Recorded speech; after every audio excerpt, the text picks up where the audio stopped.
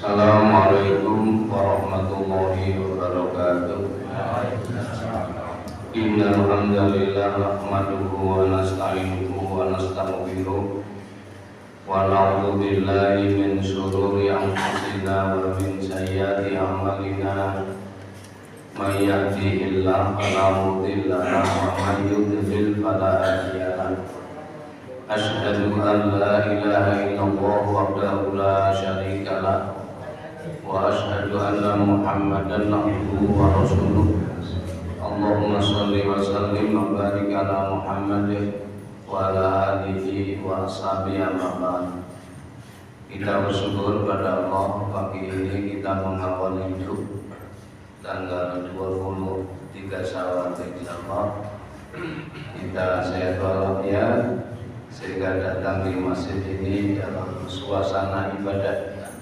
Mudah-mudahan ibadah kita diterima oleh Allah Subhanahu wa taala. Amin.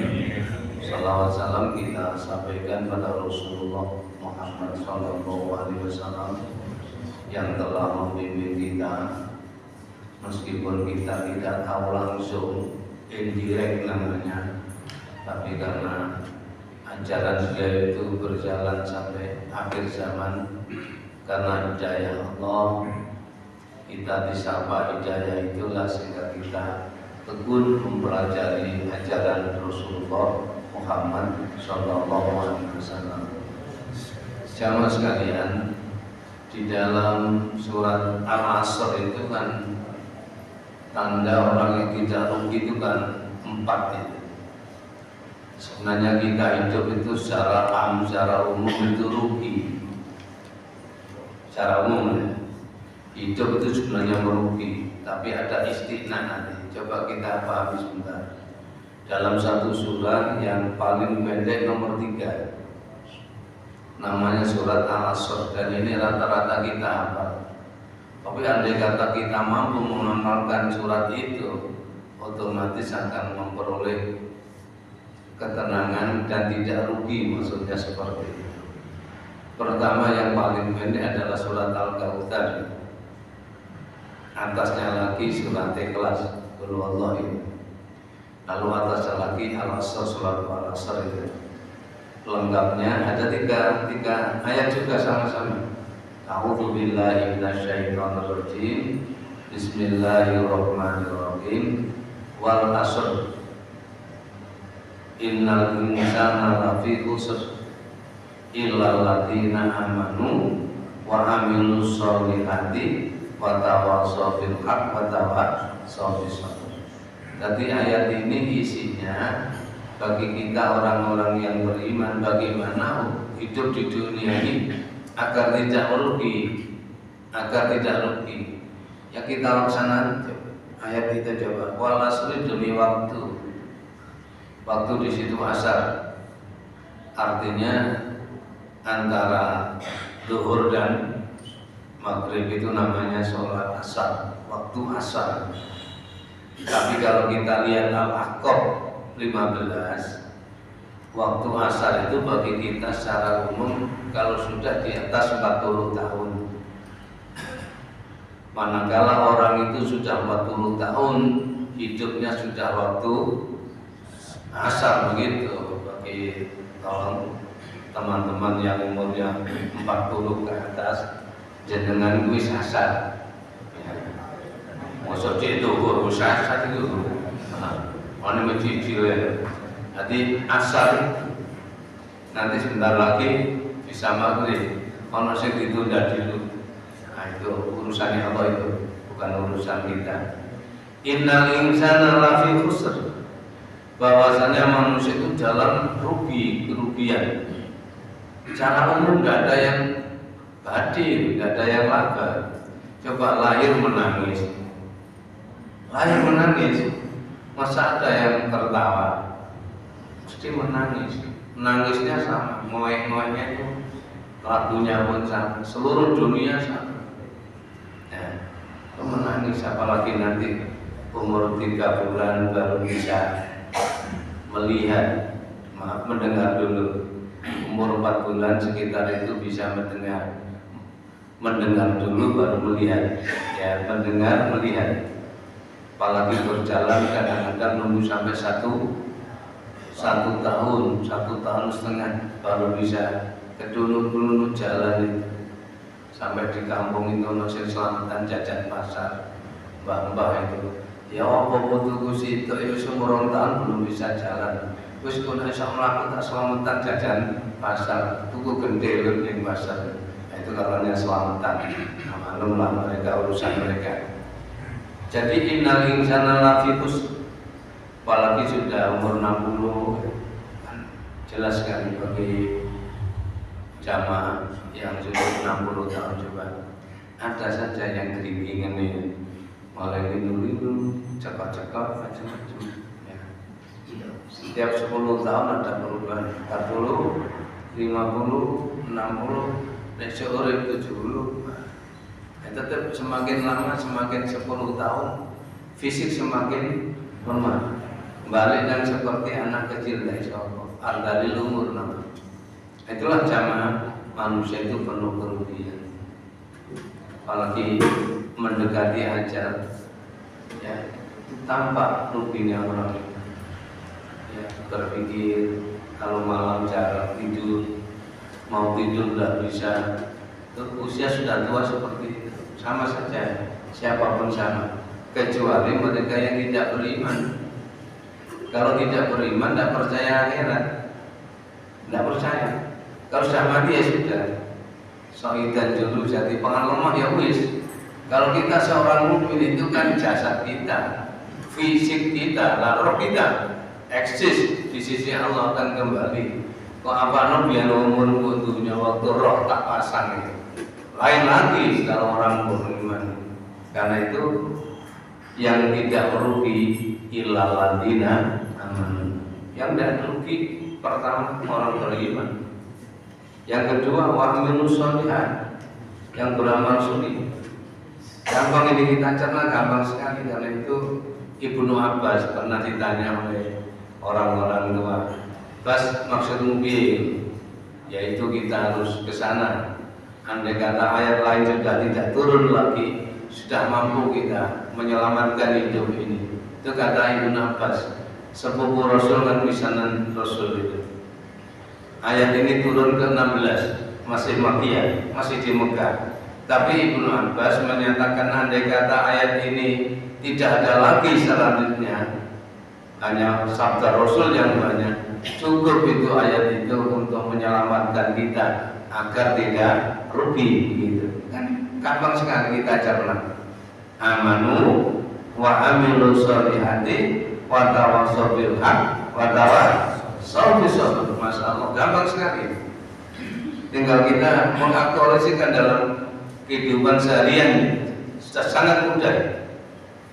Beriman, jadi muslim yang imani. Jadi harus menawarkan yang pertama, muslim yang imani. Yang kedua adalah muslim yang amali, tekun beribadah. Itu namanya muslim amali, mengamalkan Islam. Yang kedua. Yang ketiga, mendakwahkan Islam. Mendakwahkan Islam sebisa-bisa. Nah, dengan pasang gini-gini itu sama dengan mendakwahkan Islam. Wa tawassaw bil haq. Nanti sebisa-bisa harus watawassaw bil haq terus ada ya. Saiso-iso lebih caranya. Apa tukang nyapu, apa yang lain, tukang mentai lampu, itu semuanya adalah watawassaw bil haq. Lalu watawassaw bis sabr. Harus ngerukui Islam, harus penuh kesabaran. Jadi 4 kan. Jadi pertama mengimani Islam, mengamalkan Islam, mendakwahkan Islam, dan sabar bisa melaksanakan ajaran Islam. Ini semuanya bisa berjalan dengan tertib dan baik manakala kita memiliki ilmu. Karena bersyukur kita kepada Allah, tekun sekali mengikuti kajian-kajian Islam ini, sehingga kita bisa aktual 4 perkara. Saya ulang ya, mengimani Islam, mengamalkan Islam, mendakwahkan Islam, sabar di saat melaksanakan ajaran Islam. papat ini bisa berjalan dengan tertib manakala kita punya ilmu. Karena itu kita harus tekun menuntut ilmu sebisa-bisa. Jamaah sekalian, coba yang sabar, watawal sobi sabar. Dalam kehidupan kita penuh kesabaran. Karena di dalam kehidupan itu meskipun enaknya kadang-kadang gak enak itu ngersolan ngepol. Coba kita sehat 50 tahun, sehat tok duwe akeh, awake sehat 50 tahun. Coba bareng gerugu rong dino oleh besok. Lupa kalau 50 tahun itu udah sedikit. Takut meringis rong dino oleh sahabat ngalor gitu. Sehingga beriman malah besok. Nah, itu namanya tidak ingat akan watawa sobi-sobi. Coba kita latih lari kepada nabi-nabi. Bagaimanapun uswah kita kan. Sabar dalam perintah Allah, namanya dalam agama as-sabru ala ta'ah. Tuh kita diberi contoh Nabi Ibrahim alaihissalam. Nabi Ibrahim itu adalah seorang rasul yang terkenal Khalilullah, satu. Yang kedua adalah Abul Anbiya, bapak nabi-nabi. Karena apa? Setelah Nabi Ibrahim, semua nabi dan rasul itu tidak ada orang lain. Kalau tidak dari jalur Syarah, ya dari jalur Hajar, hanya itu saja. Kalau dari jalur Syarah, Ishak ke bawah sampai Nabi Isa. Kalau dari jalur Hajar, Nabi Ismail sampai Nabi kita Muhammad Sallallahu Alaihi Wasallam. Kita pahami Nabi Ibrahim itu bapak kita karena Abul Anbiya, bapak ibu Rasul. Jamaah sekalian, coba pernah diuji Allah, padahal anaknya masih satu itu. Kesabarannya bagaimana? As-sabrun ala ta'ah, suruh nyembelih putranya, padahal masih satu anak di situ. Ismail lahir sudah bisa berjalan, ujian datang, suruh nyembelih. Tapi karena itu perintah Allah, bagi kita yang tidak mungkin mampu, anak dibelai dia tidak mampu. Tapi kita suruh berubah. Ojo anakmu tapi wedusmu, sapimu macam-macam dilungkas itu. Ya, kita suruh merubah. Ya kambing lah, sapi, itu sebelah sana unta atau kerbau. Ayam yang pertama masuk bukan, kalau ayam bukan korban itu boleh ke keluarga dewi. Jadi ya korban perasaan dengan dewi. Tapi kita insya Allah ada rezeki ya sudah jalan. Ya patungan lah, 7 ekor kambing biasanya dianalogkan dengan dam biasanya kita. Nek wong baru koyo gak enak, padahal nggak apa-apa ini. Kalau dam hukumnya wajib, kalau korban hukumnya sunnah. Sebenarnya boleh. Sapi 2 orang boleh, 3 orang boleh, 7 orang boleh, 8 orang boleh. Nek 20 orang ya kedidik ini turunannya itu. Jadi begitulah hukum sunnah ya, jangan dianggap wajib. Ditarjih itu boleh. Bahkan Rasulullah ketika menyembelih kambing kan, hadza min Muhammad, wali ahli Muhammad, wali ummati Muhammad. Ya Allah, ini dari hambamu Muhammad ini, dari untuk keluarga, maaf salam, untuk diri saya, untuk keluarga saya, dan untuk umat saya. Jadi umatnya katut. Agar itu jadi katut terus selama ayat masih ada, kita ikuti itu kurban itu. Pak insya Allah kita katut. Nanti di Al-Kautsar itu di Talaka itu kita akan ketemu Rasul, suruh minum lalu sirat masuk surga. Amin ya rabbal alamin. Mudah-mudahan tidak banyak gangguan ya. Selama kita as-sabru ala ta'ah. Yang kedua as-sabru tarkul maksiyah. Sabar menjauhkan diri dari noda dan dosa, meninggalkan maksiat. Ini kena Nabi siapa? Nabi Yusuf ini. ketika dia dijual oleh saudaranya ke Mesir, kan diambil anak angkat oleh Tirul Aziz. Nah, istrinya ini tertarik sama gantengnya Yusuf, itu ceritanya. Sehingga dalam surat Yusuf ada cerita sampai dia bersumpah, asyidun wa habbu ilayya mimma yadunani ilaih. Penjara lebih baik daripada aku dijak yang lain-lain itu. Ya, itu yang kedua. Yang ketiga adalah ketika kita sabar menghadapi musibah. As-sabru indal musibah. Yang ketiga, bisa sakit, sehingga dagangannya gagal umpamanya, sambil usaha bagaimana. Nah, itu namanya musibah, terutama sakit. Coba Nabi Ayub itu, karena Nabi Ayub masalah sakit. Tadinya orang miliarder, konglomerat ya, uangnya banyak ya. Lalu dicoba oleh Allah, sakit dan miskin. Sakit dan miskin, luar biasa ya. Tapi Nabi Ayub sabarnya luar biasa. Coba kita bandingkan. Kita tuh kalau sakit belum apa-apa, karena itu tidak boleh ngeluh, malah baca tasbih ya. Kita kalau sakit perbanyaklah tasbih, subhanallah, astagfirullah, subhanallah, astagfirullah, dan lain-lain yang sekiranya mengandung ya hal-hal yang positif. Tidak boleh sambat ya. Ketika Nabi Ayub ini kudisnya sudah merata, awal ini kudisnya nggak ini, kudisnya rata seluruh tubuh ini. Ketika mau mendekati jantung, ya di sini ada ular kecil menerobos, ya ini tulang rusuknya mau masuk ke jantungnya, cekik-cekiknya sudah terasa, sudah mendekati jantungnya.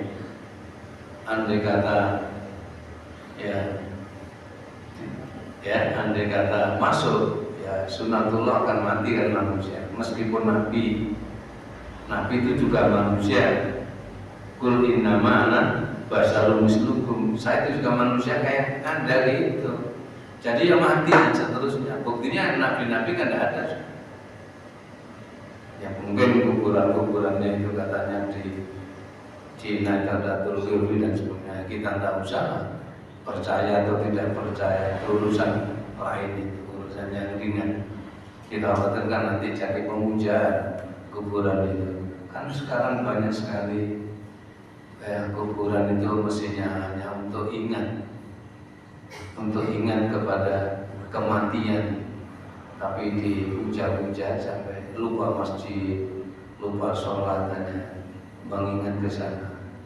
Jamaah sekalian, ketika kembali pada Nabi Ayub, ketika ulat mau masuk ke jantungnya sudah dekat sekali, karena sudah di tulang rusuknya, dia baru matur pada Allah.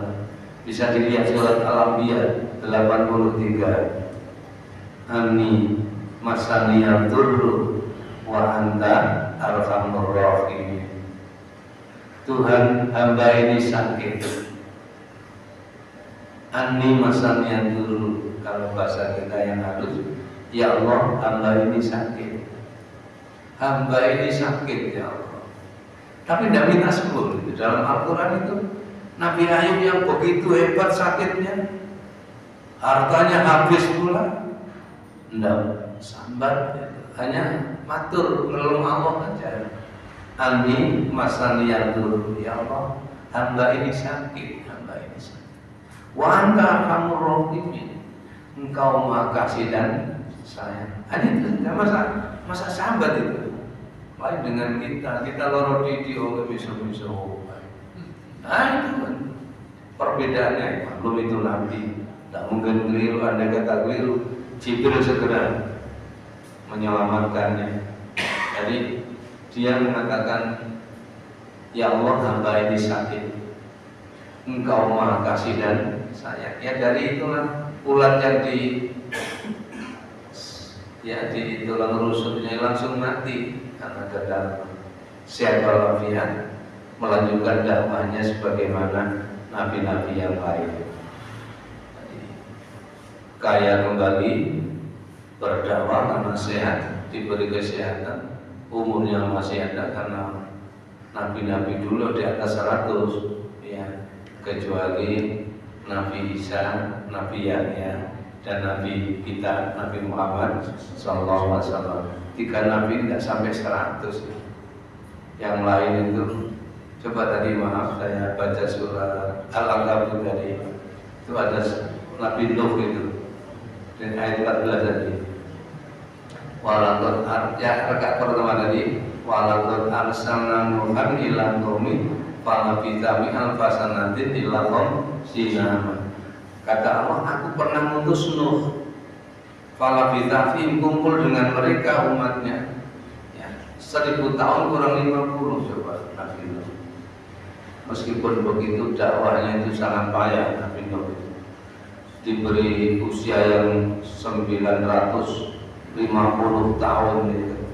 Dakwah itu sangat berat menghadapi umat yang umurnya panjang-panjang sampai mopong. Akhirnya dia tidak mampu, mohon kepada Allah, ya Allah berikan bencana saja. Akhirnya banjir tsunami itu besar-besar.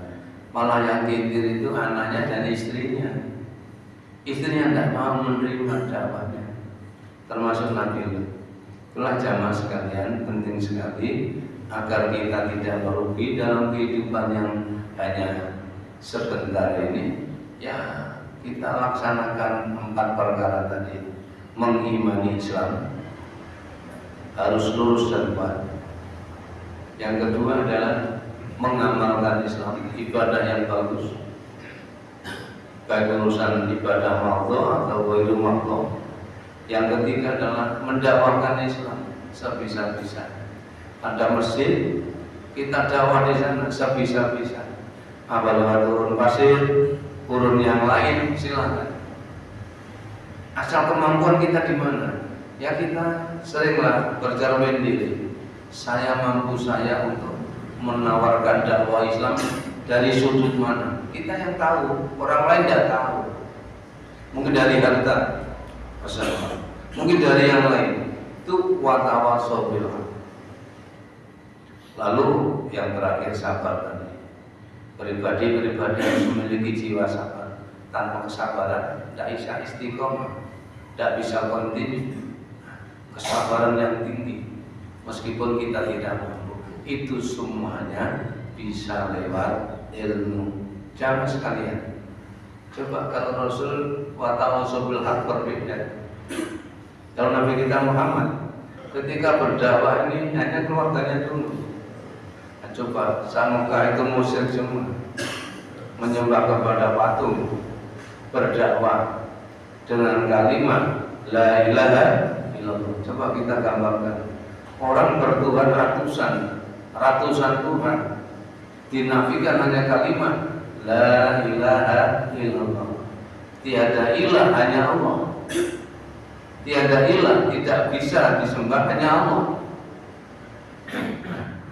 Itu saja istrinya kena dulu, Khadijah. Lalu misanannya Ali bin Abi Thalib. Itu sudah tersium oleh orang-orang muslim, sehingga dicemooh sana sini, hanya sepi-sepi. Setelah 3 bulan baru fasda binatul ma'ruf warid anil jahilin, itu baru mulai jalan. Mulai dakwah di bawah keluar sedikit. Wah, sudah sangat berat itu. Orang-orang yang tidak ngerti agama, termasuk keluarganya sendiri. Umar waktu itu masih musuh keras, apalagi namanya abu-abu yang lain. Mudah-mudahan tidak ada abu ini. Abu Lahab, Abu Jahal sangat keras. Umar bin Khattab karena kesadaran akhirnya masuk Islam, karena adiknya itu hidayah pula. Jamaah sekalian, ketika agak keras sedikit, orang-orang musyrik Quraisy, masih terkenal Quraisy, sangat keras musuhi Nabi kita. Sampai ada yang dibunuh, ditempelin, dipalung, macam-macam. Mereka dalam posisi lemah, ya tidak mampu. Akhirnya pun dilihat oleh orang kafir, tak musuhi begitu, tak cemooh begitu, bahkan ada yang saya bunuh. Mengapa kau umat ditambah? tambah banyak. Ada apa itu? Datang kepada Abu Thalib. Balik ponan sampai itu tak musuhi dengan keras. Saya cemooh, bahkan umatnya itu anggotanya aku bunuh. Kok mereka tambah akeh. Terus kini pakai enaknya ijol-ijolan Tuhan ya, tidak ijol-ijolan. Ya, mana cara gini ya, sebulan bertuhan kepada Allah. 1 bulan harus menyembah Tuhan-Tuhan mereka. Sak Jumat bertuhan Allah, 1 Jumat bertuhan kepada selain Allah. Suruh berhenti, tidak mau, tetap tambah akeh. Ditawari harta, tidak mau pula. Rasulullah wis kene balik, apa yang diinginkan oleh ponakan sampean, harta separuh muka atau cewek-cewek kece muka pun ngampe biru. Subhanallah. Jawabnya tidak. Balik aku tetap dakwah. Apa kami yang hancur, apa mereka yang sadar? Apa kami yang hancur, apa mereka yang sadar? Dakwah Rasul begitu. Kita keenak-enakan dakwah karena itu kita harus ada watawasau bil haq, itu harus memilikinya sebisa-bisa. Jangan sampai kosong. Sebisa-bisa kan apa tadi? Sudah ya. Setelah dimusuhi keras begitu malah tidak bisa. Ditawari harta juga tidak bisa. Ditawari maaf tadi cewek-cewek itu juga tidak bisa. Akhirnya datang lagi kurir kepada Rasul balik, bertukar Tuhan aja, ini bahasa Mojokertoan. Kata sak Jumat saya bertuhan pada Tuhan Muhammad. Nanti caranya Muhammad dan anggotanya itu supaya mau bertuhan kepada Tuhan-Tuhan kami. Datang itu ketika kepada palinya turunlah abang kuliah yuhal kafirun. Karena itu mengapa bacaan ini sangat lumayan pahalanya? Karena itu kita harus paham ya, untuk sholat sunnah yang 2 rakaat jangan lupa kuliah dengan guru, karena itu pahalanya sangat tinggi. Kuliah yuhal kafirun itu kalau kita dalam sholat apalagi qobliyah ba'diyah itu pahalanya seperti baca Quran 7 juz setengah, hitung juz setengah. Itu kalau sholat sunnah 2 rakaat termasuk witir kul Allah saja ya, atau bagi yang 3 rakaat ya sabiris kul yakul pakai itu karena pahalanya tertinggi, tidak ada yang nututin. Itulah dakwah Rasulullah Muhammad SAW. Dengan sepi tetap dimusuhi, ditampakkan dimusuhi lagi, bahkan ditawari harta juga. Terus jalan dakwah Nabi sampai bertukar Tuhan. Itulah harus kita paham bahwa kita harus memegang teguh kalimat la ilaha illallah. Hanya itu saja kita pegang. Sampai kalau keluarga kita mendekati ajal, jangan diburu yang lain. Hanya lagi mau takut la ilaha illallah. Ajarilah ya orang-orang yang akan mati dengan kalimat la ilaha illallah. Man akhara kalami la ilaha illallah taqabbal jannah. Jadi kalau ada orang nazar jangan digurui orang lain. Cukup kalimat la ilaha illallah. Mudah-mudahan bermanfaat. Kurang lebihnya saya minta maaf. Bismillahirrahmanirrahim. Allahumma shalli ala Muhammad walhamdulillahirabbil alamin. Rabbana taqabbal minna innaka antas samiul alim wa tub alaina innaka antat tawwabur rahim wa qina ya karim wa qina ya rahim. Rabbana zalamna anfusana wa illam taghfir lana wa tarhamna lanakunanna minal khasirin. Rabbana la tuzigh qulubana ba'da idh hadaytana wa hab lana min ladunka rahmah innaka antal wahhab. Allahumma inna nas'aluka ya Allah bi annaka al-wahidul ahadus samad alladzi lam yalid wa lam yulad wa lam yakul lahu kufuwan ahad an taghfir lana dzunubana فاغفر لنا سيئاتنا وتوفنا مع الأبرار اللهم إنا نسألك سلامة في الدين وعافية في الجسد وزيادة في العلم وبركة في الرزق وتوبة قبل الموت ورحمة عند الموت ومغفرة بعد الموت أمن علينا في شجرة الموت والنجاة من النار والبيت الحساب اللهم اكفنا بحلالك عن حرامك وأغننا بفضلك عمن سواك اللهم ربنا أنزل علينا مائدة من السماء تكون لنا عيدا لأولنا وآخرنا وآية منك وارزقنا وأنت خير الرازقين اللهم ألف بين قلوبنا وأصلح ذات بيننا واهدنا سبل السلام ونجنا من الظلمات إلى النور وجنبنا الفواحش ما ظهر منها وما بطن وبارك لنا في أسماعنا وأبصارنا وأزواجنا وأموالنا وذرياتنا وتب علينا إنك التواب الرحيم اللهم إنا نعوذ بك من جهد البلاء وترك الشقاء وسوء القضاء وشماتة الأعداء اللهم سلمنا وسلم ديننا ولا تسلط وقتنا زيمنا ربنا اغفر لنا ولوالدينا وارحمهما كما ربيانا صغيرا ربنا اغفر لنا ولوالدينا وارحمهما كما ربيانا صغيرا ربنا اغفر لنا ولوالدينا وارحمهما كما ربيانا صغيرا اللهم أرنا الحق حقا وارزقنا اتباعه وأرنا الباطل باطلا وارزقنا اجتنابه ربنا آتنا في الدنيا حسنة وفي الآخرة حسنة وقنا عذاب النار وصلى الله على محمد والحمد لله رب العالمين.